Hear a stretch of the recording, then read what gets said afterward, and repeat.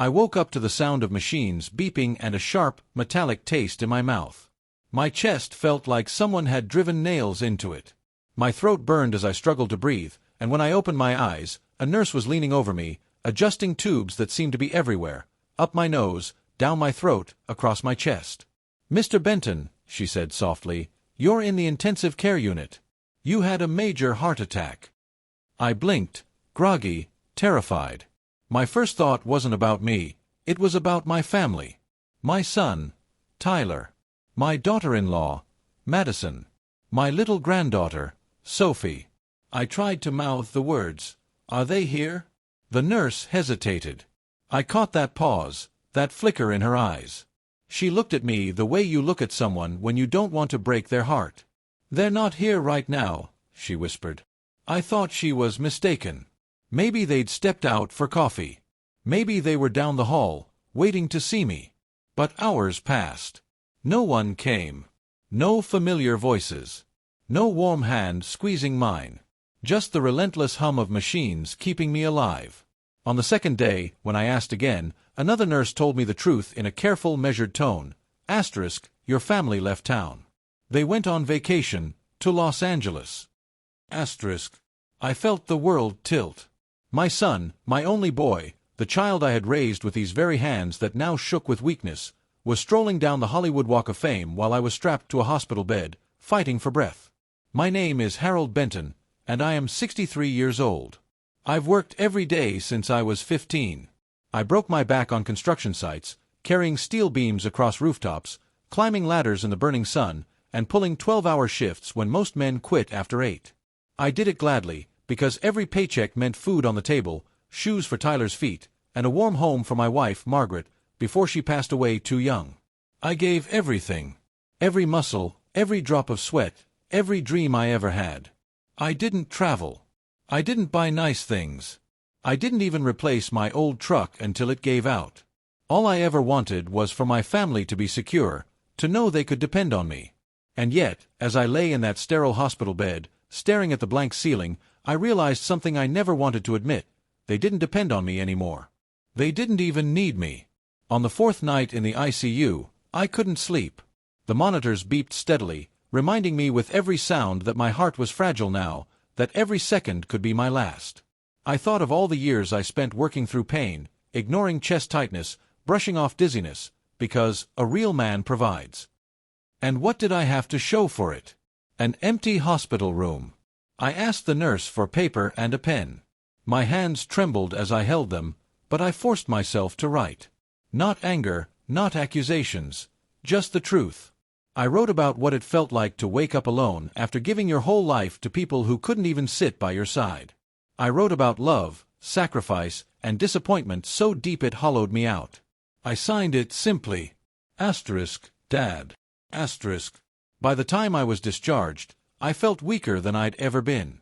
They wheeled me out the front doors of the hospital, and a cab driver helped me into the back seat.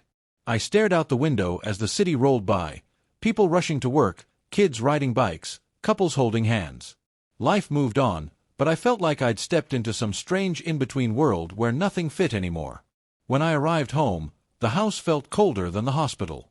Too quiet. Too still.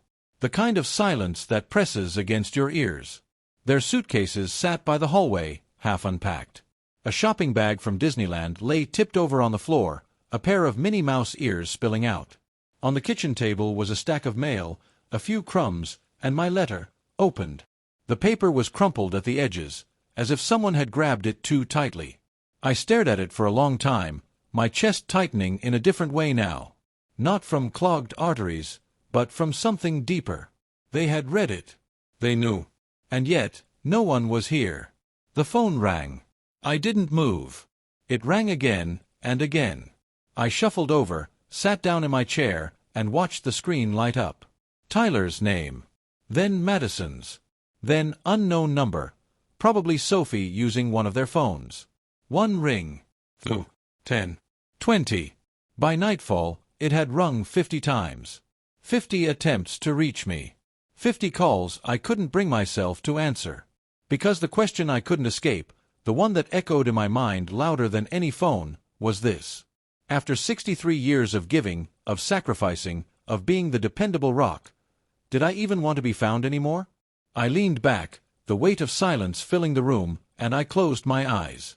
I wasn't always an old man sitting in a quiet house with unanswered phone calls echoing through the night. Once I was strong. Stronger than most. My shoulders carried not just steel beams, but the weight of an entire family's future. I grew up poor in a small town in Ohio. My father died young, mining accident. My mother worked 2 cleaning jobs, her hands raw from scrubbing other people's floors. I swore to myself, even as a boy, that when I had a family of my own, they would never know that kind of struggle. When Margaret came into my life, I felt like God had finally given me something good. She was gentle but fierce when she needed to be, the kind of woman who could calm storms with just her presence. We didn't have much when we got married, just a beat-up car, a tiny rental apartment with a leaking roof, and a couple of second-hand chairs. But we had each other, and that was enough. Then came Tyler. I still remember the day he was born. I was 28, sweaty and covered in dust from the construction site, when I rushed into that hospital room. The nurse placed him in my arms, this tiny red-faced boy who wouldn't stop crying. My heart nearly burst. I promised him right then, "Son, you will never want for anything. I'll carry the world if I have to." And I meant it. The next morning, I went back to work with only 3 hours of sleep. My foreman, Hank, laughed and said, "You'll burn yourself out, Benton." But I didn't care. Every brick I laid, every roof I patched, every nail I drove, it was for that little boy and the woman waiting at home. We scraped by those first few years. Sometimes dinner was beans and rice 3 nights in a row. Sometimes the rent was late. But I worked harder. Double shifts, side jobs, weekend projects. My back ached, my knees gave out, but I never let my family see me falter. When Tyler was 6, I bought our first house. A small, single-story place with peeling paint and a yard overrun with weeds. Margaret cried when she saw it. "It's ours," she whispered. I nodded, proud as a king. We painted it together on weekends, turning it into a home. Tyler grew up in that house. He rode his bike down the cracked driveway, chased fireflies in the backyard, and stayed up late building Lego towers on the living room floor. I was there for all of it, or at least I tried to be. But the truth is, I missed a lot too. His school plays. His first baseball game. Parent-teacher conferences. Work always came first because bills didn't pay themselves. Sometimes I'd come home late, after he was already asleep, and just stand by his bed, watching his chest rise and fall. I'd whisper, "I'm doing this for you, kid." I thought he'd understand someday. Margaret was the glue that held us together. She made sure Tyler never felt my absence too deeply. She'd sit with him at the table, help him with homework, tell him stories about how hard I worked. "Your daddy loves you more than anything," she'd say. And I did. God, I did. But life doesn't give you guarantees. Margaret got sick when Tyler was 15. Cancer. Aggressive. We fought it with everything we had, but no amount of love or money could stop it. I held her hand in that hospital room as she slipped away, whispering through tears, "I'll take care of him, Maggie. I swear I will." After she was gone, I poured everything into Tyler. I didn't remarry. I didn't date. I didn't even think about myself. Every dollar I earned, every decision I made, it was all for him. I wanted him to go to college, to have the kind of life I never dreamed of. And he did. He was smart, sharper than I ever was. He got into Ohio State, then later landed a job in finance. I was so proud I thought my chest would burst. At his graduation, I stood in the crowd in my best suit, the same one I'd worn to Margaret's funeral, and clapped until my hands went numb. "Dad," he said afterward, shaking my hand like a man, "I couldn't have done this without you." That moment was worth every sacrifice. But somewhere along the way, things changed. Slowly, like a crack in a wall that spreads until the whole structure weakens. At first, it was small things. Tyler stopped calling as often. He got busy with work, with his new life. When he introduced me to Madison, I was happy for him. She was beautiful, ambitious, the kind of woman who walked into a room and everyone noticed. But there was something in her eyes, a coldness, that I couldn't shake. Still, I welcomed her with open arms. I thought, if she makes him happy, then she's family. When they got married, I paid for the wedding. I dipped into the retirement savings I'd been building for decades. "It's your day," I told them. "Don't worry about the cost." And when Sophie was born, my first and only grandchild, I thought my world had finally come full circle. Holding her in my arms was like holding Tyler all over again. I promised her the same thing I had promised him. You'll never want for anything, sweetheart. But Madison didn't want me too close. She'd smile politely when I visited, but I always felt like an outsider in their home. She'd make little comments about how old-fashioned I was, how I didn't understand modern parenting, how my house was too small and too outdated for Sophie to spend much time there. Tyler never corrected her. He just nodded along. The distance grew. Phone calls became text messages. Text messages became silence. Holidays were rushed visits, quick hugs, and excuses about other plans. Still, I tried. Birthdays, Christmas, school events, I showed up. Even when they forgot to invite me, I found out through neighbors or old friends. I told myself, it doesn't matter if they forget. What matters is that I'm there. But the truth was, they were forgetting more and more. By the time I turned 60, I noticed how they looked at me differently. Like I was a burden. An obligation. Madison would sigh when I asked for help with small things around the house. Tyler would glance at his watch when I tried to talk about the past. And then, the heart attack. One moment I was mowing the lawn, the next I was on the ground, clutching my chest, the world spinning. The neighbors called 911. The paramedics rushed me to the hospital. I thought, at least my family will be here soon. But they weren't. They were already on a plane to Los Angeles. All those years of sacrifice, all those promises I kept, all those nights I worked through pain and exhaustion just to give them everything, and when I needed them most, they were chasing palm trees and sunshine. Lying in that hospital bed, I finally saw the truth I had spent years avoiding. I had given them my life, but they had already moved on from me. And now, sitting in my empty house, staring at their suitcases and my crumpled note on the kitchen table, I wondered, had my sacrifices meant anything at all? The phone rang again. Tyler's name flashed on the screen. My finger hovered over the button, but I couldn't bring myself to press it. Not yet. Maybe not ever. Because for the first time in 63 years, I was beginning to ask a dangerous question. What if it's finally my turn to live? The phone kept ringing. 50 times in 2 days. Tyler's number. Madison's. Even Sophie's, though I suspected it was just her parents dialing through her phone, hoping I'd answer if I saw her name. I didn't. I couldn't. Every ring was a reminder of what they hadn't done, their absence when it mattered most. I sat in my old recliner, staring at the crumpled note on the table. My words were out there now. They couldn't be taken back. They had seen my truth. And judging from their frantic calls, it had shaken them. Good. But deep inside, a part of me wanted to know why. Why had they chosen palm trees and selfies in Los Angeles over sitting by my side while I fought for my life? Why had my son, the boy I worked myself half to death for, become a stranger who could leave me behind so easily? The answer, I knew, wasn't simple. It hadn't happened overnight. The distance between us had been building for years, like a slow leak in a roof you don't notice until the ceiling collapses. And at the heart of that leak was Madison. I never wanted to admit it. For a long time, I told myself she was just different, not malicious. Ambitious, yes. Sharp-tongued, sure. But she loved Tyler, and I wanted to believe that meant she loved me too, or at least respected me. But looking back now, I can see the small ways she chipped at the bond between father and son. It started with little things. Comments made casually, with a smile that didn't reach her eyes. "Your dad's house is kind of quaint," she said once, when they came over for Sunday dinner. Tyler chuckled nervously, not realizing the sting in her voice.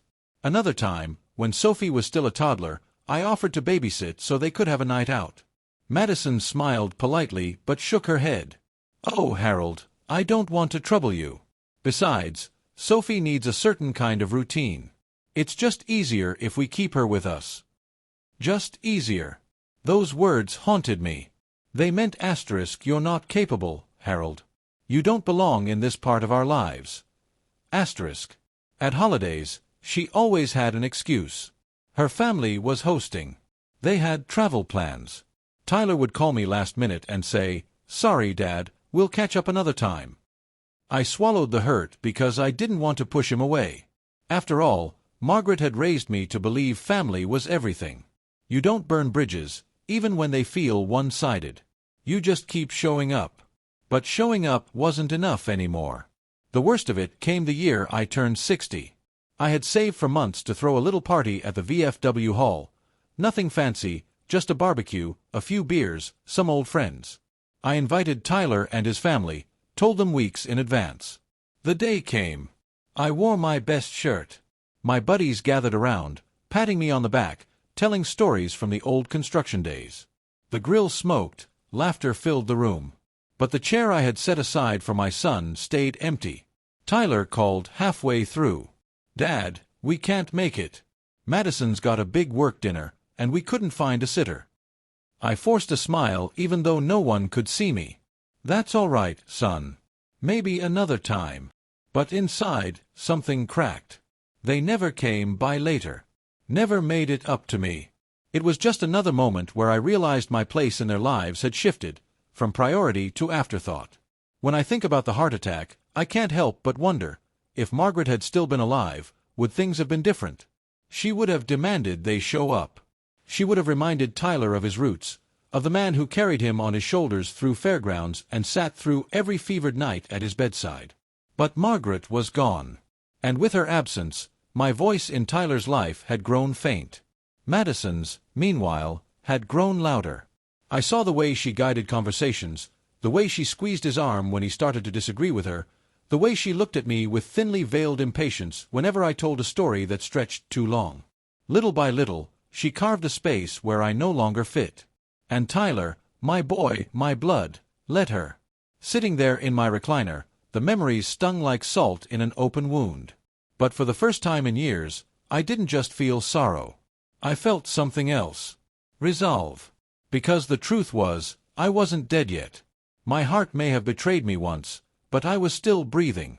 And if the last 63 years had been about giving my life away for others, maybe it was time to ask, what about me? The thought scared me. I didn't know how to live for myself. My whole identity had been wrapped in being a provider, a father, a grandfather. Without those roles, who was I? But I did know one thing. I couldn't keep waiting by the phone, hoping they'd suddenly value me. I couldn't keep pouring love into a well that no longer gave anything back.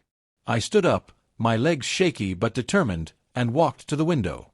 The neighborhood was quiet, the sun dipping low over the rooftops. Somewhere in the distance, kids were laughing, playing catch. Life went on, whether I participated or not. And maybe it was time I did. That night, I made a list. Not a grand plan, not a revenge scheme, just small steps. Things I had always put off because family came first. 1. Fix up the old truck sitting in the garage. 2. Visit Margaret's grave more often. 3. Call up Frank from the VFW and see if he still needed help with that Veterans Outreach program. 4. Dust off the fishing rods I hadn't touched in over a decade. It wasn't much, but it was a start. I went to bed that night with the phone buzzing endlessly on the nightstand. Tyler left voicemails, his voice tight, apologetic. Madison left texts, some sounding worried, others defensive. But I didn't reply. Not yet. For once, I wanted to hear my own thoughts louder than theirs. The next morning, I drove out to the cemetery. The air was crisp, the kind of fall morning where the leaves crunch under your shoes and every breath feels sharp in your lungs. I stood by Margaret's grave, brushing away the leaves that had gathered across her stone. "I'm still here, Maggie," I whispered. "But I don't know what to do anymore. I gave them everything, and it still wasn't enough. Maybe I was wrong. Maybe I should have lived a little for myself while I had the chance." The wind rustled through the trees, and for a moment I could almost hear her voice, the way she used to calm me when life felt unbearable. You're stronger than you think, Harold. You always have been. I closed my eyes, Let the words settle in my chest. Maybe she was right. Maybe I had more strength left in me than I realized.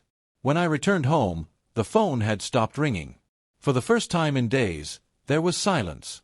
I thought it might bring me peace, but instead it brought a strange, heavy anticipation. Because silence, I realized, wasn't the end. It was the pause before something bigger. They had read my note. They had called me 50 times. And now, they were quiet. But quiet didn't mean gone. Quiet meant planning. And I knew Tyler. I knew Madison. They wouldn't let this rest. They would come. Maybe not with kindness. Maybe not with love. But they would come. And when they did, I had to be ready, not as the man who bent his back until it broke for them, but as the man who finally decided to stand tall for himself.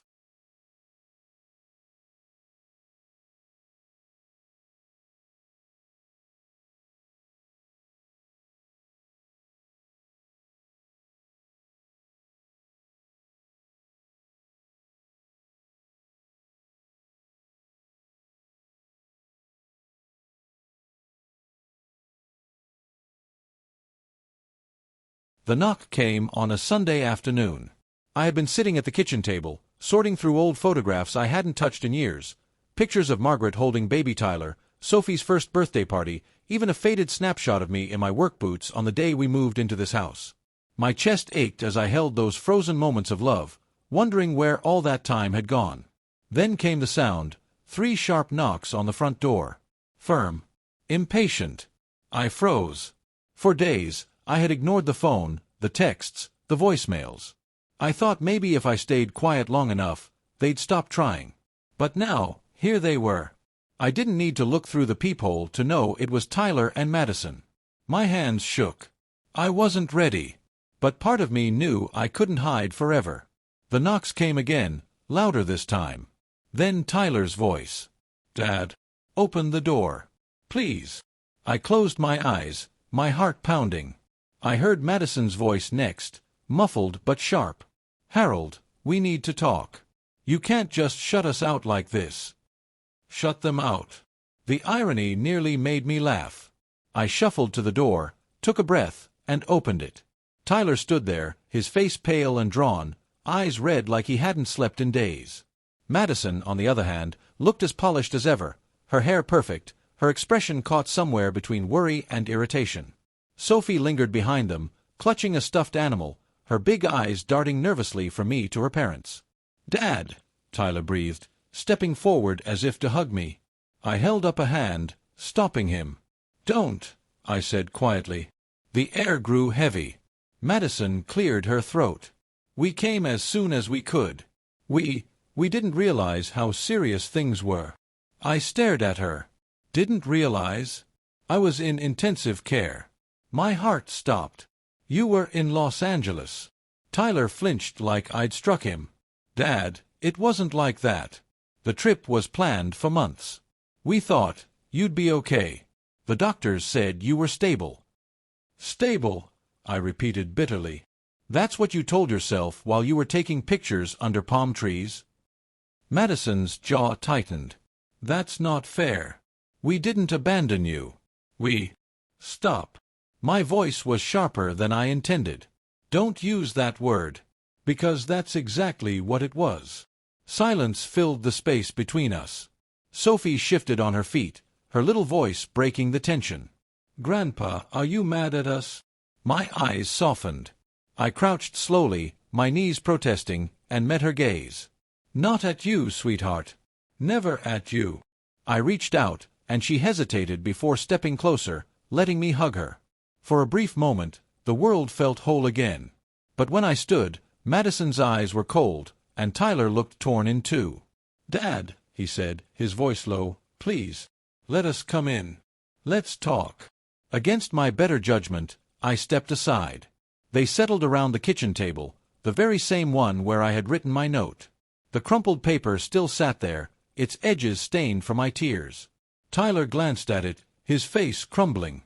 Madison, however, didn't even look. "I read your letter," Tyler said softly.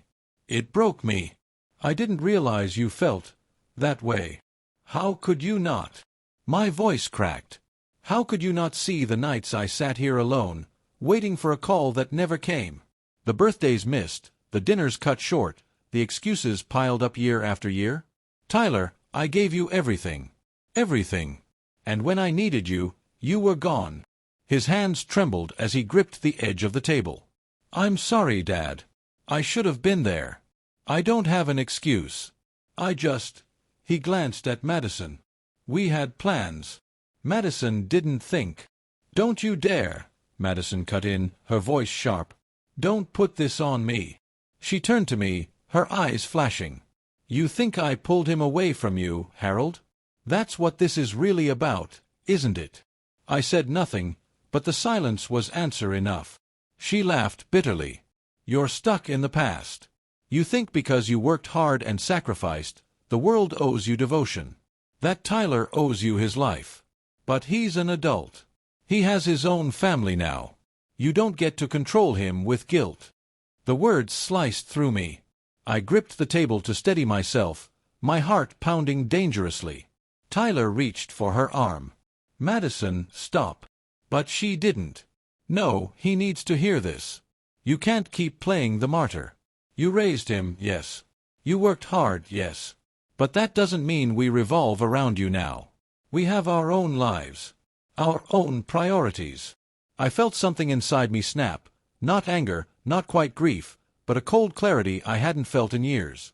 You're right, I said quietly. They both froze. You're right, Madison.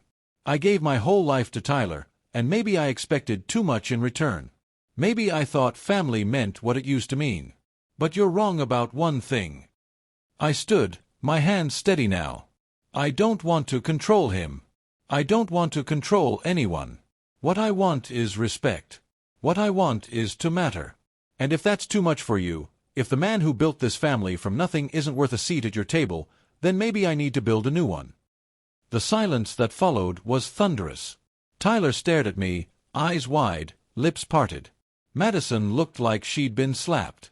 Sophie clutched her stuffed animal tighter, her little face confused and frightened. Finally, Tyler spoke, his voice breaking. Dad, what are you saying? I took a deep breath. I'm saying this. I'm done begging for scraps of your time. I'm done being the afterthought. If you want me in your life, you come because you want to, not because you feel guilty. Until then, I glanced at the door. You know where it is. Tyler's face crumpled, torn between me and the woman sitting beside him. Madison's lips pressed into a thin line, her eyes blazing. Sophie whispered, Grandpa, don't be mad, her little voice tugging at every thread of my heart. I forced a smile for her. I'm not mad, sweetheart. I'm just tired. And with that, I walked out of the kitchen, leaving them at the table with my note between us like a wall made of paper and pain. From the hallway, I heard muffled voices. Tyler pleading, Madison hissing, Sophie asking questions they couldn't answer. Chairs scraped, footsteps shuffled. And then, the front door opening, then closing with a heavy thud. Silence again. I sank into my recliner, my body trembling. The house was empty once more, but something inside me felt different this time. Stronger. Clearer. They had come. They had heard me. And for the first time, I hadn't folded. But deep down, I knew this wasn't over. Madison wouldn't let it be. Tyler wouldn't give up so easily. And Sophie, God bless her, she would keep asking about her grandpa. The battle lines had been drawn. The house was quiet again. But this silence wasn't like before. It wasn't the hollow, suffocating silence of loneliness. No, this one pulsed, heavy with echoes of voices still lingering in the air.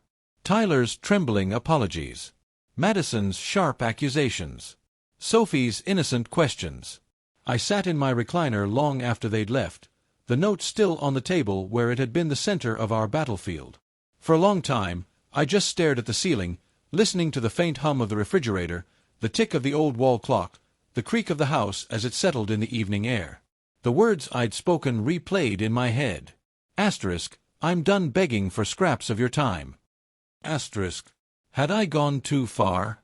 Had I finally severed the thread that tied us together? My chest ached, but not from my heart this time. It was something deeper, something older, a grief I hadn't named until now. The grief of realizing that the family you built might no longer see you as its cornerstone, but as a burden. Yet beneath the ache, there was a strange calm. For once, I hadn't bent. For once, I had stood my ground. I didn't know what would come next, but I knew one thing. The days of sitting by the phone, waiting for their voices, were over. The next morning, I went about my routine. I made coffee, fed the birds in the backyard, and sat by the window with a newspaper. But everything felt sharper somehow, as if the confrontation had woken something in me. Halfway through the crossword puzzle, my phone buzzed on the counter. Tyler's name lit up the screen. For a long moment, I just stared at it. Then, with a steady hand, I let it ring. No voicemail this time. Just silence when it stopped. 10 minutes later, another buzz, this one a text. Asterisk, Dad, please. Can we talk? Asterisk. I didn't reply. Not because I didn't want to, but because I wanted him to sit with it. To feel the weight of what silence could mean. For decades, it had always been me who bridged the gap, me who apologized first, me who softened the blow. Not this time. 2 days later, I drove to the hardware store. My doctor had cleared me for light activity, and I decided I'd start fixing up the house. Not because I expected company, but because I needed to remind myself that I was still capable, still useful. As I walked the aisles, a woman about my age caught my eye. She wore paint-stained jeans and had her silver hair tied up in a messy bun. She was studying a row of brushes, muttering under her breath. I must have stared longer than I realized, because she suddenly looked up and caught me. For a moment, I thought she'd frown. Instead, she smiled. "Don't suppose you know the difference between these?" she asked, holding up 2 nearly identical paintbrushes. I chuckled. "One's overpriced, the other's just expensive." She laughed, a warm, genuine laugh that startled me. "I like you already." Her name was Linda.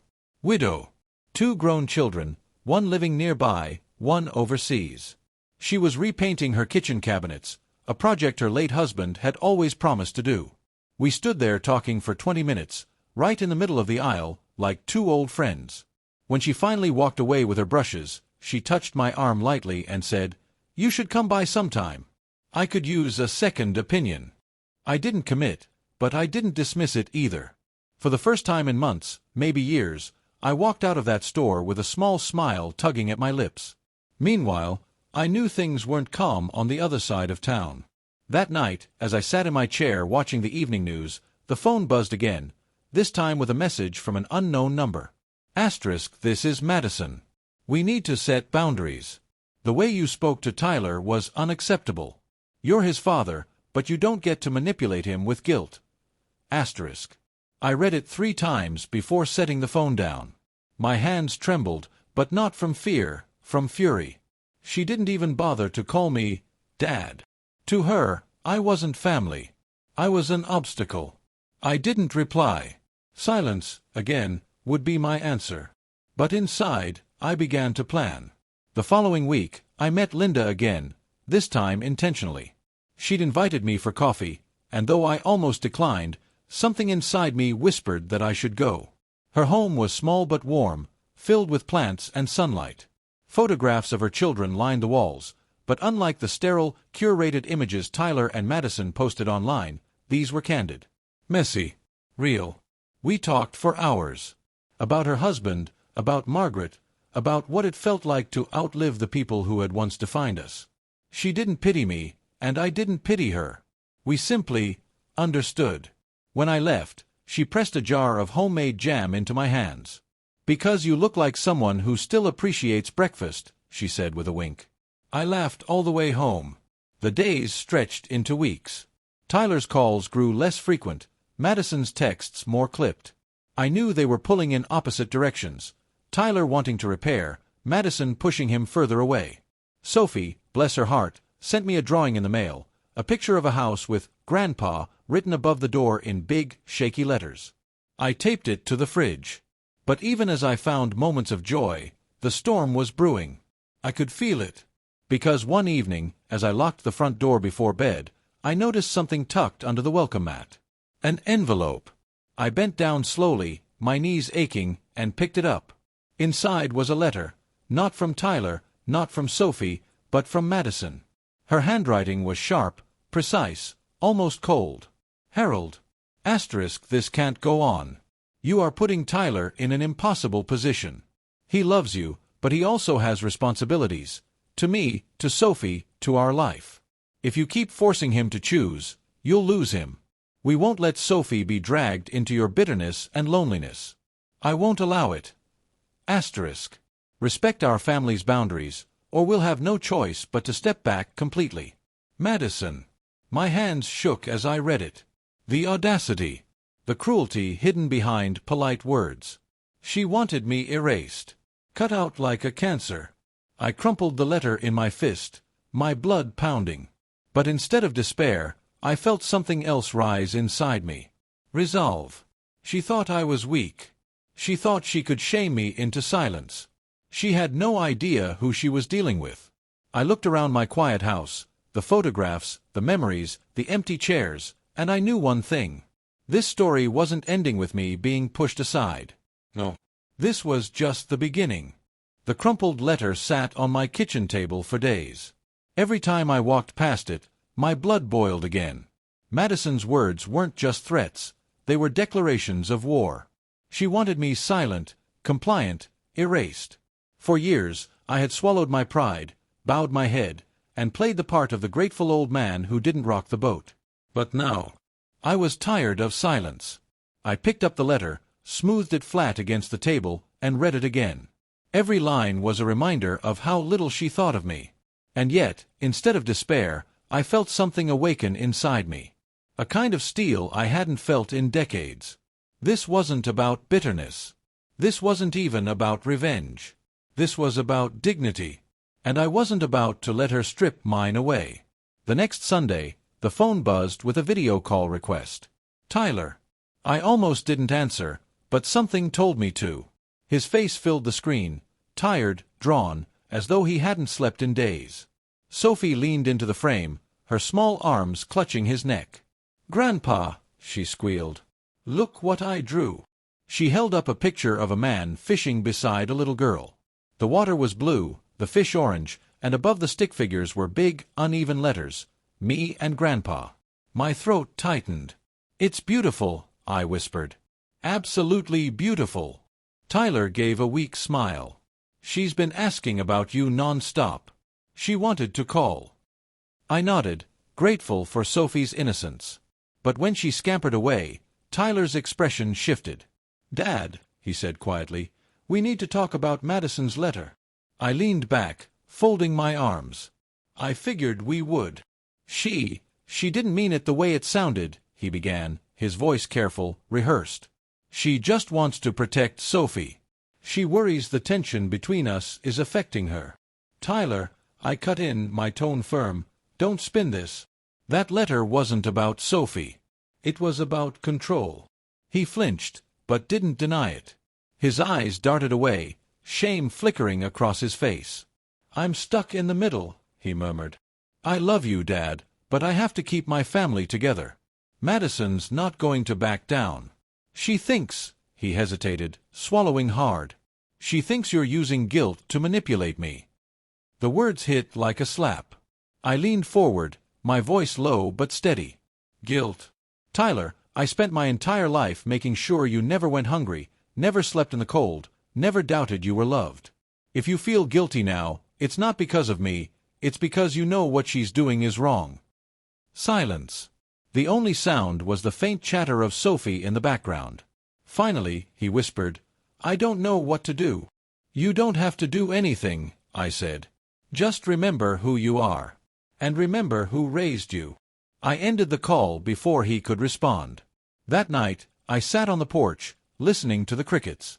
The weight of the conversation pressed on me. Tyler was torn in half, and Madison was tightening her grip with every word, every whisper, every sideways glance. But something had shifted. Tyler wasn't blind anymore. He saw it, even if he couldn't admit it out loud. That was enough for now.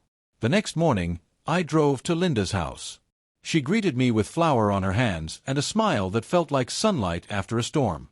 Perfect timing, she said. I just pulled a pie out of the oven.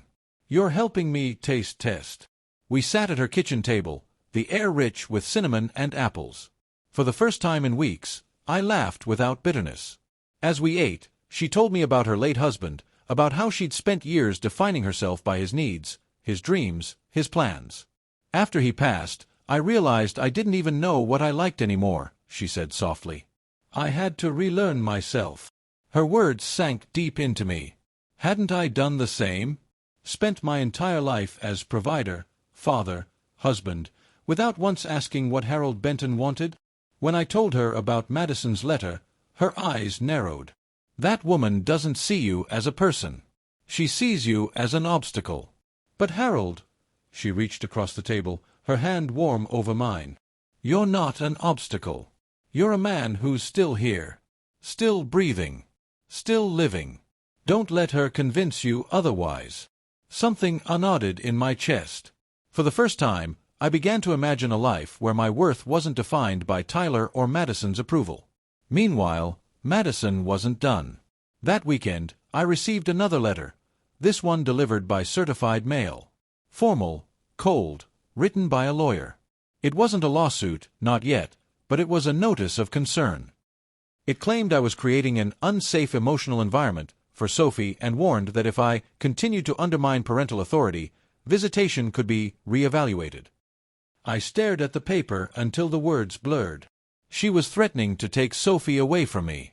My hands shook, not from weakness, but from rage. She thought I would crumble. She thought I would crawl back, apologizing, begging for scraps. Not this time. I pulled out my own pen and paper, and I began to write, not a letter to Madison, but a statement of my life. A will. A plan. A declaration that I was done letting other people define my worth. If they wanted to push me out, fine. But I wasn't leaving quietly. I would build something new. Something strong. Something that, when Sophie was old enough to understand, she could look at and say, asterisk, that was my grandpa. That was his fight. And he never gave up. Over the next weeks, I took small steps. I joined a local community group at the senior center. Volunteered to help fix up the old baseball field. Started spending afternoons at Linda's, painting her cabinets, swapping stories, rediscovering the simple joy of laughter. Every hammer strike, every brushstroke felt like reclaiming a piece of myself. And little by little, people began to notice. Neighbors stopped by to thank me. The kids at the baseball field called me Coach. Linda teased that I was becoming the busiest retired man she knew. For the first time in decades, I wasn't just surviving, I was living. Then came the turning point. One evening, as I locked up the community center after a volunteer meeting, I saw Tyler standing by my truck. He looked nervous, glancing over his shoulder as if afraid someone would see him. "Dad," he said quietly, "can we talk?" I nodded, unlocking the truck.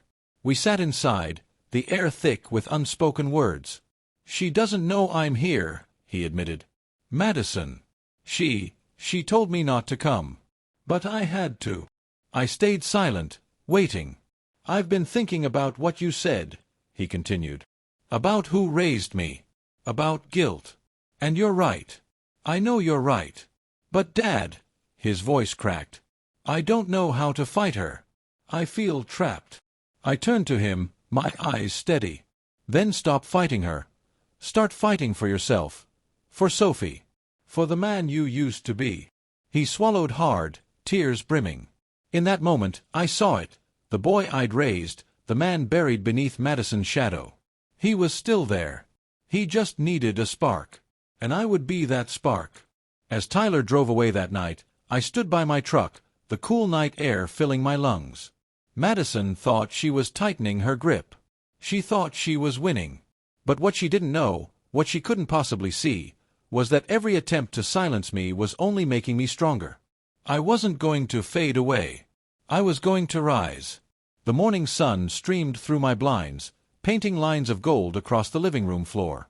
I sat at the kitchen table with a cup of coffee, the certified letter from Madison still pinned under the salt shaker like a trophy. Weeks had passed since Tyler came to me in secret, his voice trembling, his spirit worn down. I knew he wanted to fight, but fear had its claws in him. Madison ruled their house like a courtroom, her word final, her judgment swift. But cracks were showing. I could feel it in the silence between Tyler's calls. I could see it in the hesitant texts, half-written, half-deleted. He was waking up. And Madison, for all her sharpness, couldn't stop it. One afternoon, I stopped by the senior center for the weekly community lunch. The place buzzed with chatter and clinking plates. I carried a tray of meatloaf and mashed potatoes to a table in the corner, where Linda was waving me over. She grinned as I sat down. "You've become a regular here. Folks are starting to ask if you're running for mayor." I chuckled, shaking my head. "Just lending a hand where I can. Feels good to be useful again." Her eyes softened. "Harold, you've always been useful. You just forgot." I let the words settle. She was right. 4 years, my worth had been measured in dollars earned, bills paid, sacrifices made. When those things faded, I thought my worth had faded too. But here, patching up fences, coaching kids at the ball field, fixing light fixtures for neighbors, I saw the truth. I still mattered. And if Madison wanted to erase me from Sophie's life, she was in for a rude awakening. The first bold move I made was subtle. I signed up to read at the library's weekly children's hour. Nothing dramatic, just me, a circle of kids, and a book in hand. But word traveled fast in small communities. Photos popped up on the library's Facebook page. Me, smiling, Sophie sitting in the front row with wide eyes and a proud grin. Tyler hadn't brought her. She'd come with a classmate's mom who happened to stop by. But the photos spread, liked and shared by neighbors and parents. By evening, Madison had seen it. The next morning, I woke to a text. Asterisk, so this is what you're doing? Inserting yourself into Sophie's world behind our backs? Pathetic. Asterisk. I didn't reply. I didn't need to. Because deep down, I knew the truth. Sophie had chosen to sit in that front row. Sophie had chosen me. A week later, the community center hosted a barbecue fundraiser. I volunteered to run the grill, flipping burgers under the summer sun. Linda helped serve lemonade, laughing with the kids as they darted around with sticky hands. Halfway through the afternoon, I spotted a familiar figure across the crowd, Tyler.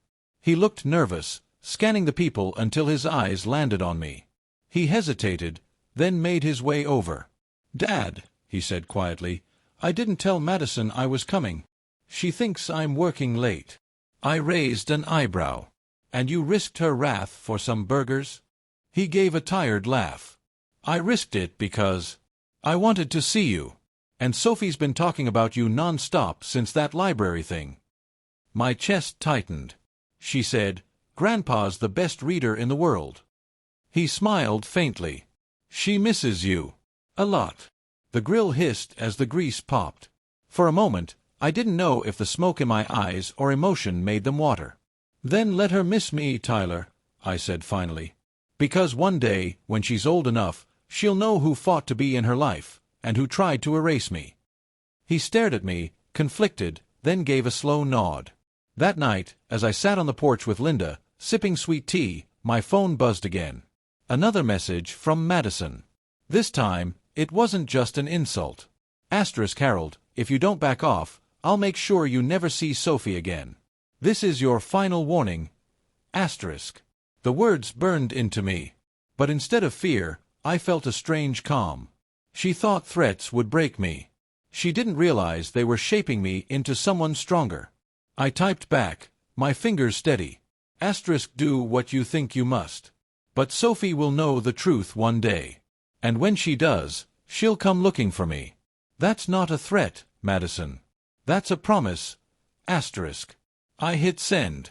For the first time in months, I slept peacefully. The next morning, Tyler showed up at my door. He looked exhausted, his shirt wrinkled, his eyes red. "Madison found the text," he said without preamble. "She's furious. She said if I don't cut you off, she'll—" He trailed off, his voice breaking. "She'll what?" I pressed. "She'll take Sophie and leave." I stood there, stunned. Even for Madison, this was a new level of cruelty. "She's using Sophie like a pawn," I muttered. Tyler buried his face in his hands. "Dad, I don't know what to do." I can't lose Sophie, but I can't keep living like this either. I laid a hand on his shoulder. Then you need to decide who you're fighting for. Because if you don't, Madison will keep making that choice for you. He looked up at me, eyes filled with desperation. And if I choose wrong? Then you'll regret it for the rest of your life. That night, I wrote again. Not another note of despair, like the one in the hospital. This was different. This was a statement of strength, of resolve. I wrote about legacy, about truth, about how one man's silence can destroy him, but his voice, steady, even if cracked with age, can echo louder than threats. And when I finished, I tucked it into an envelope addressed to Sophie. Not for now, not to be sent immediately, but for the future. A letter she'd one day read and know. Her grandfather fought for her, not out of bitterness, but out of love. 2 weeks later, the storm broke. It was a Friday evening. I was locking up the community baseball field after practice when I saw Madison's SUV parked by the curb. She was sitting behind the wheel, her face pale in the fading light. I walked toward her slowly, my heart pounding. She rolled down the window, her eyes sharp as glass. "You just don't know when to quit, do you?" she hissed. I folded my arms. "Not when it comes to my granddaughter." Her lips curled into a cold smile. "You think you're winning? You think you're clever? Tyler might bend, but I won't. I'll make sure Sophie forgets you ever existed." Her words were knives, but I didn't flinch. Instead, I leaned closer, my voice low, steady. "No, Madison. One day, Sophie will see the truth. And when she does, it won't be me she forgets, it'll be you she resents." For the first time, I saw it, a flicker of uncertainty in her eyes. She rolled up the window and drove off without another word. I stood there in the twilight, the cool air filling my lungs. My hands trembled, not from fear, but from adrenaline. For the first time, I realized something. I wasn't just surviving her war. I was winning it. The autumn air carried the faint scent of wood smoke as I sat on my porch, watching the leaves swirl across the yard. My heart was steady now, stronger than the machines in the ICU had once made it. But the fight wasn't over. Madison's threat lingered in every phone call that didn't come, every strained silence from Tyler, every pause when Sophie's voice on the line grew too bright, too carefully monitored. Madison wasn't backing down. If anything, she was doubling down. And then it came. One gray morning, I opened the mailbox and found a thick envelope stamped with the name of a law firm. Inside, paperwork, custody agreements, restrictions, terms that painted me as an emotionally destabilizing influence. I read the words over and over. They wanted me cut off. Legally. Permanently. I set the papers down, my hands trembling, not with weakness, but with anger. Madison thought she could erase me with a signature. But she didn't understand. My story wasn't written in ink. It was written in lives. In sacrifices. In the love of a little girl who had already seen too much. And I wasn't about to let Madison's bitterness define Sophie's memories of me. I called Tyler. For once, he answered on the first ring. "Dad," he breathed, guilt heavy in his voice. "I didn't know she was sending those papers." "I swear I didn't." "Tyler," I said quietly, "this isn't about the papers. This is about you. About who you're going to be, for yourself, for Sophie. Are you going to keep letting someone else write your story? Or are you finally going to take the pen back?" He was silent. Then I heard it, the faintest sob, muffled like he was trying not to let it out. "I can't keep living like this," he whispered. "But I'm scared, Dad. If she leaves, if she takes Sophie." "Then you fight," I said firmly. "Not against her. For Sophie. For yourself. For the man your mother and I raised." The line went quiet. Then, softly, "I don't want to lose you, Dad." "You won't," I promised. "But you might lose yourself if you don't act soon." The turning point came faster than I expected. 2 weeks later, there was a community open house at the baseball field I'd been helping restore. Kids ran across the grass, parents clapped from the bleachers, neighbors shared hot dogs and stories. Linda stood beside me, her arm brushing mine, her smile steady as the autumn sun. And then I saw her. "Sophie." running across the field in a tangle of pigtails and laughter. Behind her, Tyler jogged slowly, watching with tired but hopeful eyes. My chest swelled. "Grandpa!" Sophie cried, barreling into my arms. I lifted her, my old bones protesting, but my heart soaring. She clung to me like she'd never let go. In that moment, I didn't care who was watching. But someone was watching. Madison. She stood at the edge of the bleachers, arms folded, her expression cold enough to freeze the sun. For a moment, our eyes locked. I braced myself for the storm. But then something happened I hadn't expected. Sophie wriggled free, ran back across the field, and shouted, "Daddy! Look, I found Grandpa!" Tyler's face crumpled, not with shame, not with fear, but with something else. Relief. Resolve. He walked over, his hand steady on Sophie's shoulder, and looked Madison straight in the eye. "She deserves this," he said firmly. "She deserves him." Madison's face twisted. "Tyler, don't you dare." But he cut her off. For the first time, my son, my boy who had bent under her control for years, finally stood tall. "No, Madison. Enough. You don't get to decide this anymore. He's my father. Sophie's grandfather. And we're not cutting him out of our lives." The silence that followed was heavy, electric. Madison's lips pressed into a thin line, her eyes flashing with fury. But for once, she had no words sharp enough to cut through. Because she had lost. Not to me. To the truth. In the weeks that followed, things shifted. Slowly, cautiously, like dawn breaking after a long storm. Tyler began visiting on weekends with Sophie. We cooked breakfast together, played board games, took long walks. Sophie's laughter filled the house, chasing away years of silence. Madison didn't come. She stayed distant, her pride keeping her away. And though I knew the battle with her wasn't over, I no longer feared it. Because Tyler had chosen. Sophie had chosen. And I had finally chosen myself. One evening, after Sophie had gone to bed on the couch with her teddy bear clutched tight, Tyler and I sat on the porch. The cicadas sang, the stars blinked awake, and for the first time in years, we simply talked. "Dad," he said quietly, "I don't know how to thank you." I shook my head. "Don't thank me. Just promise me one thing. Raise Sophie to know the value of love. Not control. Not fear. Love." He nodded, his eyes glistening. "I will." As the months rolled on, I kept living. Not just surviving. Living. Coaching kids, laughing with Linda, watching Sophie grow into herself. And every time I looked at her, I remembered the note I'd once written in the hospital, the one that had started all of this.